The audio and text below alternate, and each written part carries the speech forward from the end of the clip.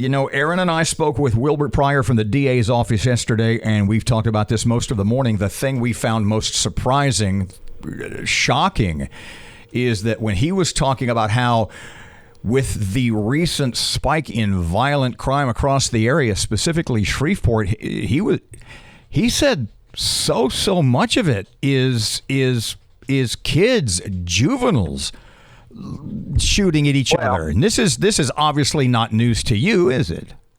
No, it's not news to me. And I mean, we have a high crime rate, juvenile crime rate here in Shreveport, just like they do in Baton Rouge, just like they do in New Orleans. They even have problems in Lake Charles. So this is not something that's just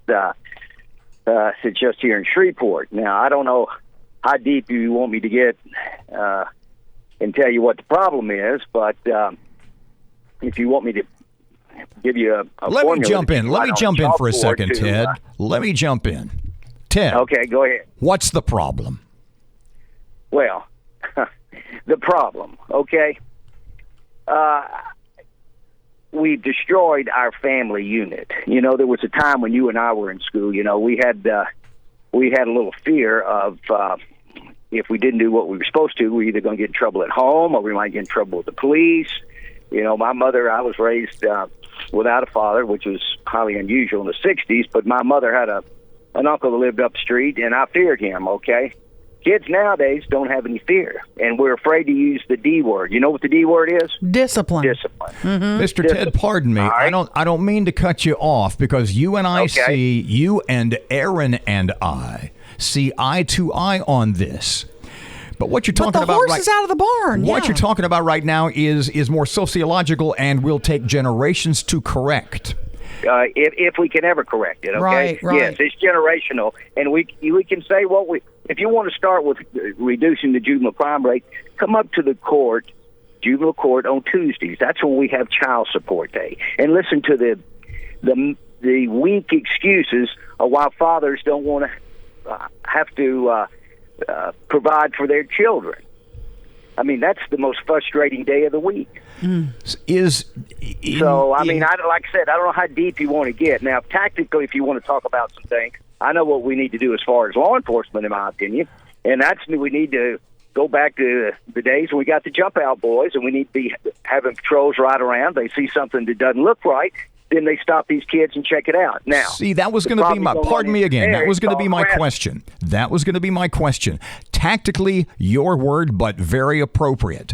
The way I phrased it yesterday was: is there a way to tackle this? Is there a way to solve this problem of violence, other than the good guys being more visible with way more guns than the bad guys? And you seem to be saying, nope, that's a pretty good plan. Well, again, if you're going to, you can't just rely on law enforcement to correct this, okay? When I deal with juveniles, somebody said, what do you do for a living? And I said, tongue-in-cheek, I'm in the business of raising kids, okay? You know, I don't deal normally I don't deal with parents, with a child that has a mother and a father in the home, okay? I'm dealing with grandmothers, I'm dealing with aunts, I'm dealing with godmothers, godparents, you know, and thank God for foster parents. You're dealing basically with kids that are raising themselves, right? In the middle of the streets, okay? And I probably would be right there in a shootout with the rest of them if I had raised myself in the middle of the street, okay? But, again, what's going to have to happen is we're going to have to tighten down on law enforcement. And that's not going to be pleasant, and people aren't going to like that. I had a conversation, Ted, that with someone who's in the know, who said you guys issue what's called, I believe, a return to custody order on juveniles. If you feel like they may be a threat to society, maybe going to act on, and that in some of these cases, no one goes to look for these juveniles, and they're still out there, and they're wreaking havoc on our neighborhood. Can we do a better job when you have orders like this on these juveniles, getting them back into custody? Well, I'm sure you talked to Clay Walker this morning. Is that correct? I didn't get a chance. No, we have not had Clay on the air, but I've heard about what's going on. Okay, well, here again. You know, right now, if you look at the numbers in our juvenile detention center, they are down. We're running the middle teens, 15, 16, 17, all right? We have a 24-bed limit. we are the only juvenile court in the state that we have a duty judge, and the duty judge will, in the evenings and on the weekends, will make a decision whether to keep the kid or let the kid go. Now, keep in mind, the Supreme Court has told us 24 beds are our limit. All right. Mm-hmm. So we've got to stay within that. We can't go over 24 beds. And I think my judges, I'm not just saying this because they're my boss, but they do a good job being, as far as evaluating whether or not to release kids. But law enforcement is not arresting kids like they used to on minor crimes. Misdemeanors are like felonies. Why? They're just not doing it. For several reasons. First of all, their numbers are down, okay? We know that. The force structure is not the level it should be. But there's also that the belief that, we have a catch-and-release program. I don't want to refer to it as that, but we do release kids. The majority of kids that we do release, though, do not come back and commit crime. Now, there are some that do, but the majority don't, all right? Ted, let me ask you this. If you're full and you have return to custody orders on some violent juveniles, but you're full, do you have an alternative where you can place them, and do you use that? There's no alternative. I'm not sure what you're talking about. We have a juvenile detention center that holds 24 beds. That's it for Caddo Parish. Can you use Johnny Gray Jones? Can you use another parish? We can use Johnny Gray Jones, but not if they've committed a delinquent act.